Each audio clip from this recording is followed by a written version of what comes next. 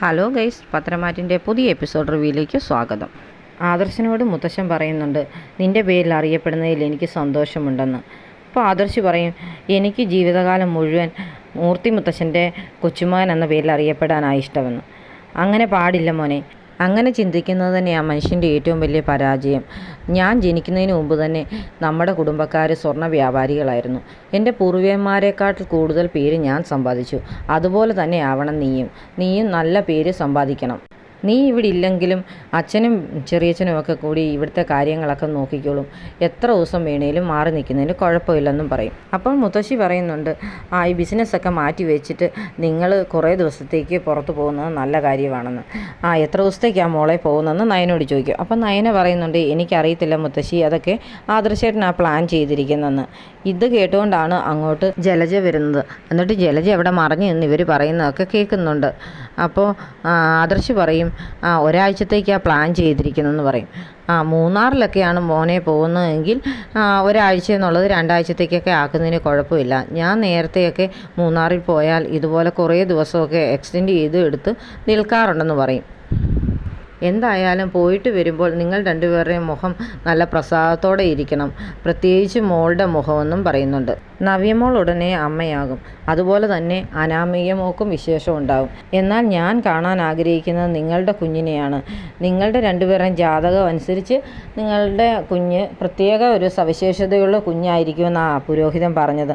ആ കുഞ്ഞിനെ കാണാനാണ് ഞാനിപ്പോൾ വെയിറ്റ് ചെയ്തിരിക്കുന്നത്. ഇത് കേൾക്കുമ്പോൾ ആദർശം നയനയും പരസ്പരം നോക്കുകയും സന്തോഷത്തോടെ ചിരിക്കുകയൊക്കെ ചെയ്യുന്നുണ്ട്. താൻ അറിഞ്ഞ ന്യൂസ് അപ്പോൾ തന്നെ ദേവയാനിയുടെ ചെവിയിലെത്തിക്കാൻ വേണ്ടി ജലജ ഉടനെ മേളത്തെ നിലയിലേക്ക് കയറി പോകുന്നുണ്ട്. അപ്പോൾ ദേവയാനി അനാമികയോട് പറയുന്നുണ്ട്, ആ കളഞ്ഞു പോയ മാലയ്ക്ക് പകരം മോക്ക് ഞാൻ വേറൊരു മാല മേടിച്ച് തരുന്നുണ്ടെന്ന്. അതൊന്നും വേണ്ട വല്യമ്മേ എന്ന് പറയും. എന്നാലും ഞാൻ എൻ്റെ സന്തോഷത്തിന് മേടിച്ച് തരുന്ന, മോൾ ഒരു പരാതിയും പറയാതെ അങ്ങ് സ്വീകരിച്ചോണം എന്നൊക്കെ ദേവയാനി അനാമികയോട് പറയും. അന്നേരമാണ് ജലജ അങ്ങോട്ട് വരുന്നത്. ഉടനെ ജലജ പറയും, മൂന്നാറാണോ ഊട്ടിയാണോ കൊടൈക്കനാലാണോ പോകുന്നതെന്ന് അറിയത്തില്ല, എന്തായാലും കുറേ ദിവസത്തേക്ക് പോകും എന്നൊക്കെ പറയും. ഉടനെ ജാനകി ചോദിക്കുന്നുണ്ട്, നീ ആരുടെ കാര്യമായി പറയുന്നത്? ഹണിമൂൺ പോകുന്ന കാര്യമാണ് പറഞ്ഞെന്ന് പറയും. മോളും അനിയും ഹണിമൂണിന് പോകാൻ തീരുമാനിച്ചു, എന്നിട്ട് എന്താ എന്നോട് പറയാനെന്ന് ജാനകി ഉടനെ അനാമികയോട് ചോദിക്കും. അപ്പോൾ അനാമിക പറയും, ഞങ്ങൾ പോകുന്നൊന്നുമില്ലല്ലോ എന്ന്. അന്നേരം ജലജ പറയും, ഇവരല്ല പോകുന്നത്, ഏട്ടത്തിയുടെ മകനും മരുമോളൂടെ പോകാൻ പ്ലാൻ ചെയ്യുന്നെന്ന് പറയും.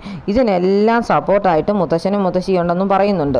കല്യാണം കഴിഞ്ഞിട്ട് മാസങ്ങളായില്ലേ, രണ്ടുപേരും രണ്ടായിട്ടാണ് കഴിയുന്നതും. ഇനി ഒന്നാകാമെന്ന് രണ്ടുപേരും തീരുമാനിച്ച് കാണും. അതിനുവേണ്ടിയുള്ള പ്ലാനിങ്ങാ ഈ പോക്കെന്നൊക്കെ പറയുന്നു. അതൊക്കെ ദേവയാനിക്കൂട്ടും ഇഷ്ടപ്പെടുന്നില്ല. ഇവർ ഹണിമൂൺ പോകുന്നെന്ന് കേൾക്കുമ്പോൾ അനാമികയ്ക്കും ദേഷ്യം വരും.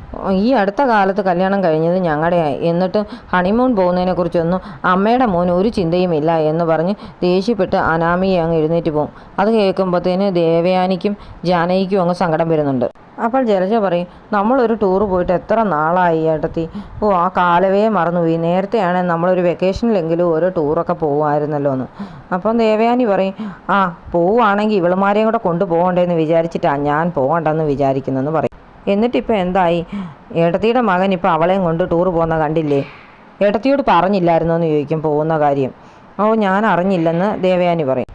ഉടനെ ജാനകി പറയുന്നുണ്ട്, എന്നാലും ആദർശ് ഒത്തിരി മാറിപ്പോയല്ലോ ഏട്ടത്തി, ഒരു കാര്യം ഇപ്പോൾ ഏട്ടത്തി അറിയിക്കാറില്ലല്ലേ എന്ന് ചോദിച്ച് ദേവയാനിക്കിട്ട് നോക്കുന്നുണ്ട്. അത് കാണുമ്പോഴത്തേന് ദേവയാനി അങ്ങ് വല്ലാതിരിക്കുക. പിന്നീട് കാണിക്കുന്നത് അനാമിക അനിയുടെ അടുത്തേക്ക് ചെല്ലുന്നതാണ്. അപ്പോൾ അനിയോട് ദേഷ്യത്തോടെ ചോദിക്കും, നീ ഇങ്ങനെ ഫോണും നോക്കി ഇരുന്നാൽ മതി, ഇവിടെ ഉള്ളവരുടെയൊക്കെ കല്യാണം കഴിഞ്ഞിട്ട് മാസങ്ങളായി, എന്നിട്ടും അവരൊക്കെ ഹണിമൂണിന് പോകാൻ തുടങ്ങുകയാണെന്ന്. ആരാ ഇവിടെ ഇപ്പം ഹണിമൂണിന് പോകുന്നതെന്ന് ചോദിക്കും. അന്നേരം അനാമിക പറയും, വേറെ ആരാ, നിൻ്റെ ഒരു ഏട്ടത്തി ഇവിടെ ഉണ്ടല്ലോ, ഒരു മിടുക്കി, അവളും ആദർശേട്ടനുമാണ് പോകുന്നതെന്ന് പറയും. അതിന് നമുക്കെന്താ എന്ന് ചോദിക്കും. നമുക്ക് കല്യാണം കഴിഞ്ഞിട്ട് ഇത്രയൊന്നും ആയില്ലേ, എന്നിട്ട് നമുക്കൊരു ഹണിമൂണൊക്കെ പോകണ്ടേ എന്ന് അനാമിക ചോദിക്കുന്നു. അന്നേരം പറയും, നമ്മൾ അങ്ങനെ പോകുന്നൊന്നുമില്ല, നമ്മൾ കല്യാണം കഴിഞ്ഞൊന്ന് മാത്രമേ ഉള്ളൂ, അല്ലാതെ മനസ്സുകൊണ്ടൊരു അടുപ്പമൊന്നുമില്ലല്ലോ, അതുകൊണ്ട് നമുക്ക് അതിൻ്റെ ആവശ്യമില്ലെന്ന് പറയും. എന്നാലും നാട്ടുകാരെ ബോധിപ്പിക്കാനെങ്കിലും ഒന്ന് പോയിക്കൂടെ എന്ന് അനാമിക പറയും.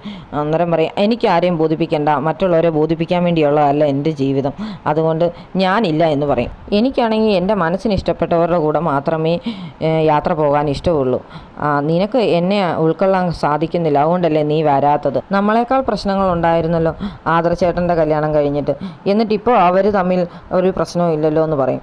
അന്നേരം അനി പറയും, അത് നയനേടത്തിയുടെ കഴിവാണ്. നയനേടത്തി ആദർശേട്ടനെ സ്നേഹം കൊണ്ടാണ് അടുപ്പിച്ചത്. അതുപോലെ തന്നെ ഈ വീട്ടിലുള്ള എല്ലാവരെയും നയനേടത്തി സ്നേഹം കൊണ്ട് കീഴ്പ്പെടുത്തി എന്ന് പറയും. ഓ, എന്നിട്ടെന്താ സ്വന്തം അമ്മായിമ്മയെ കീഴ്പ്പെടുത്താൻ പറ്റാത്ത എന്തുകൊണ്ടാണ്? അത് പിന്നെ സ്വന്തം മരുമോളാണ് വലുതെന്ന് തോന്നുന്ന കാലം വല്യമ്മയ്ക്കുണ്ടാകും. പിന്നെ ഒരു കാര്യം പറഞ്ഞേക്കാം, നീ നയനേടത്തി അവരെ ഇവരെന്നൊന്നും വിളിക്കുന്നത് എനിക്കിഷ്ടമല്ലെന്ന് പറയും. ഞാൻ അവരെ അങ്ങനെയേ വിളിക്കത്തുള്ളൂ. ഒരു ഏടത്തിയാകാനുള്ള ഒരു യോഗ്യതയും അവൾക്കില്ല. അവളൊരു മന്ദരയാണ്. ഈ വീട്ടിലുള്ളവരെ എല്ലാവരെയും തമ്മി തല്ലിക്കുന്ന ഒരു മന്ദര, കള്ളി എന്നൊക്കെ പറഞ്ഞ് ദേഷ്യത്തോടെ അനാമിക അങ്ങ് പോകും. പിന്നീട് കാണിക്കുന്നത് നവ്യയുടെ അടുത്തേക്ക് നയന വരുന്നതാണ്. നയനെ, നീ ഹണിമൂൺ ട്രിപ്പൊക്കെ പ്ലാൻ ചെയ്ത് പോകാൻ റെഡിയായോ എന്നൊക്കെ നവ്യ ചോദിക്കുന്നുണ്ട് നയനയോട്. അപ്പം നയന പറയും, എല്ലാ ആദർശേട്ടൻ്റെ പ്ലാനാന്ന് പറയും. എന്തായാലും ആദർശേട്ടൻ എത്രയും മാറ്റമൊക്കെ വന്നല്ലോ, അത് തന്നെ വലിയ കാര്യം. ഇവിടെ ഒരുത്തനുണ്ട്, എന്നെയും കൊണ്ട് പുറത്തോട്ട് എവിടെയും പോകാറില്ല.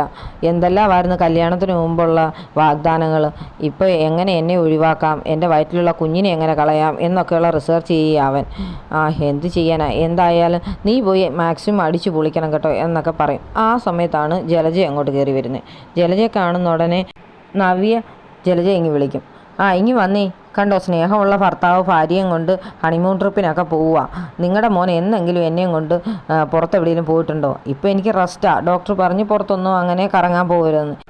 എന്നാൽ അറ്റ്ലീസ്റ്റ് പുറത്തെങ്കിലും എന്നെ ഒന്ന് കൊണ്ടുപോയിക്കൂടെ അവന്? നിന്നെയും കൊണ്ട് ഇനി പുറത്ത് കറങ്ങാത്ത കുഴപ്പമേ ഉള്ളൂ. അല്ലെ തന്നെ നീ ഇപ്പോൾ അവനെ മാക്സിമം കറക്കുന്നുണ്ടല്ലോ എന്ന് പറയും. നിങ്ങൾ വലിയ വാചകമൊന്നും പറയണ്ട, നിങ്ങളുടെ എല്ലാ ചരിത്രവും എനിക്കറിയാം. നിങ്ങൾക്ക് എല്ലാവരോടും കോംപ്ലക്സ് അല്ലേ?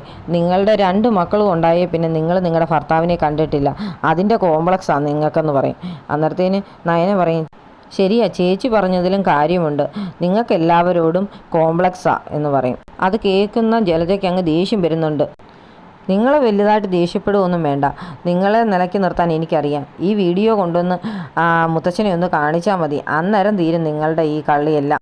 അതുകൊണ്ട് നിങ്ങൾ വെറുതെ ഇരിക്കണ്ട, നിങ്ങൾ പോയി എനിക്കും നയനയ്ക്കും ഓരോ ജ്യൂസ് എടുത്തുകൊണ്ട് വരാൻ പറയും. അപ്പം നയന പറയും, എനിക്ക് വേണ്ടെന്ന്. അതൊന്നും പറ്റത്തില്ല നയനെ, നിനക്കും കൊണ്ടുവരണമെന്ന് പറഞ്ഞ് നവ്യ ഉടനെ ജലജ പറഞ്ഞു വിടും. എന്നിട്ട് പറയും, തിരിച്ചു വരുമ്പോഴത്തേന് എൻ്റെ കാലും കൈയെല്ലാം കുഴമ്പിട്ട് തിരുമുകയും കൂടെ വേണമെന്ന്. ജലജ പോയ ഉടനെ നയന പറയുന്നുണ്ട്, ഇനി അവർ കൊണ്ടുവരുന്ന ജ്യൂസിനകത്ത് എന്തെങ്കിലും കലക്കിക്കൊണ്ട് വരുമോ എന്ന് ആർക്കറിയാമെന്ന്. അവരങ്ങനെ ചെയ്താൽ ഇന്നോടുകൂടി അവരുടെ ഇവിടുത്തെ ജീവിതം തീരും. എന്തായാലും നീ പോയി യാത്രയൊക്കെ എൻജോയ് ചെയ്തിട്ട് വാ. കുട്ടികളൊക്കെ ആയിക്കഴിഞ്ഞാൽ പിന്നെ ഇങ്ങനെയുള്ള യാത്രകളൊക്കെ വലിയ പ്രയാസമാണ്. അത് കാരണം ഇപ്പോൾ മാക്സിമം ജീവിതം എൻജോയ് ചെയ്യണം കേട്ടോ എന്ന് പറഞ്ഞ് നവ്യ സന്തോഷത്തോടെ നിൽക്കുന്നുണ്ട്. നയന ഡ്രസ്സൊക്കെ അടുക്കി വെച്ചുകൊണ്ടിരിക്കുമ്പോഴത്തേന് ആദർശ് അങ്ങോട്ട് കയറി വരുന്നുണ്ട്. അപ്പോൾ ആദർശിനോട് നയന ചോദിക്കും, എത്ര ജോഡി ഡ്രസ്സൊക്കെ എടുക്കണം ആദർശേട്ടാന്ന്? നിൻ്റെ ഇഷ്ടത്തിനനുസരിച്ച് എടുത്തു. ഒരാഴ്ച എന്നാ തീരുമാനിച്ചിരിക്കുന്നത്, അത് ചിലപ്പം 10 ദിവസത്തേക്കൊക്കെ നീളും. പിന്നെ തണുപ്പുള്ള സ്ഥലത്തേക്കാണ് പോകുന്നത്, അതനുസരിച്ചുള്ള ഡ്രസ്സൂടെ കരുതിക്കണം കേട്ടോ എന്ന് ആദർശ് പറയുന്നുണ്ട്. അതൊക്കെ ഞാൻ എടുത്ത് വെച്ചിട്ടുണ്ടെന്ന് നയന പറയും. എന്തായാലും നമുക്കിപ്പം നിൻ്റെ വീട്ടിലേക്കൊന്ന് പോയിട്ട് വരാമെന്ന് പറയും. അമ്മ വിളിച്ചിട്ടുണ്ടായിരുന്നു, അതെന്തിനാന്ന് ആർക്കറിയാം എന്ന് നയനെ പറയുന്നുണ്ട്. ഇങ്ങനൊരു ട്രിപ്പ് അല്ലായിരുന്നെങ്കിൽ നമുക്ക് അവരെയും കൂടെ കൊണ്ടുപോകാമായിരുന്നു. നിൻ്റെ അമ്മയും അച്ഛനും ഒന്നും ഇങ്ങനത്തെ യാത്രകളൊന്നും പോയിട്ടില്ലല്ലോ, അതെങ്ങനെയാണ് ആദർശേട്ടാ? അതിനുള്ള കപ്പാസിറ്റി ഒന്നും എൻ്റെ അച്ഛനില്ലായിരുന്നു, അതുകൊണ്ട് അമ്മയ്ക്ക് അങ്ങനെയുള്ള യാത്രകളൊന്നും പോകാൻ പറ്റിയിട്ടില്ല. എന്തായാലും നമ്മുടെ യാത്ര കഴിഞ്ഞ് വന്നിട്ട് നമുക്ക് അവരെയും കൂട്ടി ഒരു യാത്രയൊക്കെ പോകണം. നന്ദുവിൻ്റെ മനസ്സും ഒന്ന് മാറ്റിയെടുക്കാമല്ലോ.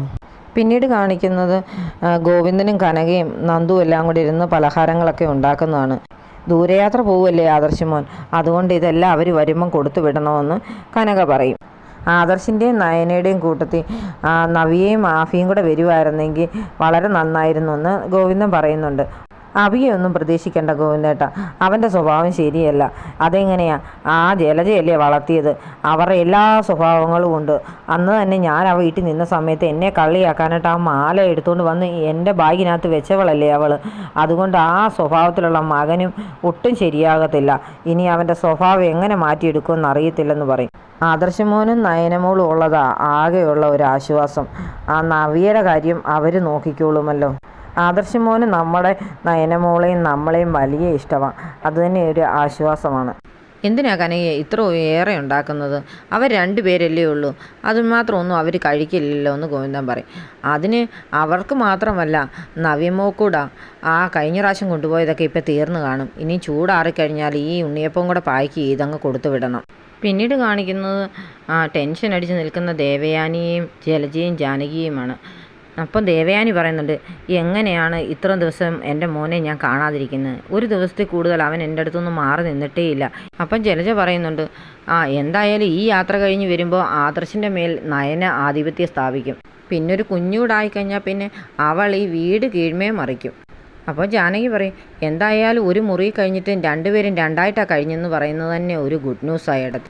ഇത്രയും മനസ്സ് നന്നാകാത്ത അവളിൽ നമ്മുടെ ആദർശിന് ഒരു കുഞ്ഞുണ്ടാകാതിരിക്കുന്നതാണ് നല്ലത്. എന്നാലും നമുക്ക് ഈ യാത്ര എങ്ങനെ മുടക്കാൻ പറ്റുമോ ഇടത്തി? അത് മുടക്കാൻ പറ്റത്തില്ലല്ലോ എന്ന് ചോദിക്കും. അന്നേരം ദേവയാനി പറയുന്നുണ്ട്, അത് നടക്കുമെന്ന് തോന്നുന്നില്ല.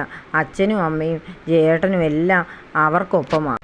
ആദർശ് നയനയെ ഒരുപാട് സ്നേഹിക്കുന്നതിൻ്റെ സന്തോഷത്തിലാണ് ജയേട്ടനും അച്ഛനും അമ്മയും ഒക്കെ. അവരിതുവരെ ഇത്രയും യാത്രയൊന്നും പോകാത്തതിൻ്റെ പേരിലുള്ള സങ്കടത്തിലാണ് അവർ. അത് ശരിയാ, ഈ വീട്ടിലുള്ള ആണുങ്ങൾ മുഴുവൻ ഇപ്പം ആദർശിനേക്കാൾ കൂടുതൽ നയനയാണ് സ്നേഹിക്കുന്നത്. ആ രീതിയിൽ അവൾ അവരെ എല്ലാം മാറ്റിയെടുത്തെന്ന് വേണം കരുതാൻ. പക്ഷേ അവൾക്ക് എന്നെ കീഴ്പ്പെടുത്താൻ പറ്റത്തില്ല. അവളെ ഞാൻ ഒരിക്കലും സ്നേഹിക്കത്തില്ല. അപ്പം ജാനകി പറയുന്നുണ്ട്, ഇതൊക്കെ അവൾ മനഃപൂർവ്വം ചെയ്യുന്നതാണ്. അനാമിക മോളെയും കൊണ്ട് അനി ഹണിമൂണൊന്നും പോയില്ലല്ലോ. അപ്പോൾ നയനയുടെ ഭർത്താവുമായിട്ട് ഹണിമൂണിന് പോകുമ്പോൾ അനിയെ ഒന്ന് താഴ്ത്തി കെട്ടാമല്ലോ എന്ന് വിചാരിച്ചിട്ടാന്ന് പറയും.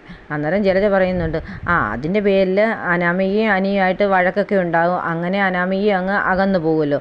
ആ ഗ്യാപ്പിൽ അവളുടെ അനിയത്തിയെ ഇവിടെ കയറ്റാൻ വേണ്ടിയായിരിക്കും ഇവളുമാരുടെ വിചാരമെന്ന്. അപ്പം ജാനകി പറയും, അത് ഞാൻ ജീവിച്ചിരിക്കുമ്പോൾ നടക്കത്തില്ലെന്ന്. എന്നാലും അവിടെ അപ്പനെയും അമ്മയാണ് സമ്മതിക്കേണ്ടത്.